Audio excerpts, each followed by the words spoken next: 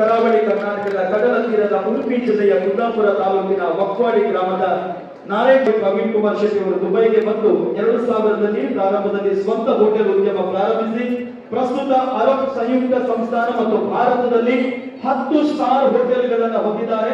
2000ಕ್ಕೂ ಹೆಚ್ಚು ಮಂದಿಗೆ ಉದ್ಯೋಗವನ್ನು ನೀಡಿ ಸಾವಿರಾರು ಕುಟುಂಬಗಳಿಗೆ ಅನ್ನದಾತರಾಗಿದ್ದಾರೆ. ಯುಎಇ ಬಂಡ್ಸ್ನ ಅಧ್ಯಕ್ಷರು, ಕರ್ನಾಟಕ ಸರ್ಕಾರದ ಅಧೀನದಲ್ಲಿರುವ ಅನಿವಾಸಿ ಭಾರತೀಯ ಸಮಿತಿ ಯುಎಇ ಘಟಕದ ಅಧ್ಯಕ್ಷರು, the business centre of Asian and Gulf ದೇಶಗಳ ಅಧ್ಯಕ್ಷರಾಗಿ ಸೇವೆಯನ್ನು ಸಲ್ಲಿಸ್ತಾ ಇದ್ದಾರೆ.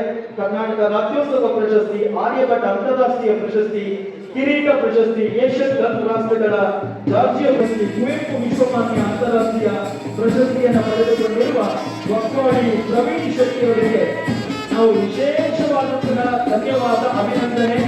10ನೇ ವರ್ಷದ ಕಾರ್ಯಕ್ರಮದ ವೇದಿಕೆಯಲ್ಲಿ ಯಾಕೆ ಕೊಡ್ತಾ ಇದ್ದೇವೆ ಅಂತ ಹೇಳಿದ್ರೆ, ಈ ಯಕ್ಷಗಾನ ಅಭ್ಯಾಸ ಕೇಂದ್ರ 10 ವರ್ಷಗಳ ಕಾಲ ನಡಿಬೇಕಿದ್ರೆ ತರಗತಿ ಮಾಡುವುದಕ್ಕೆ ಉಚಿತವಾಗಿ ಸ್ಥಳವನ್ನು ಕೊಟ್ಟವರು, ಏನಾದರೂ ಕಾರ್ಯಕ್ರಮಗಳಿದ್ರೆ ಉಚಿತವಾಗಿ ಹೋಟೆಲ್ ಸಮಾಧಾನವನ್ನು ಕೊಟ್ಟವರು.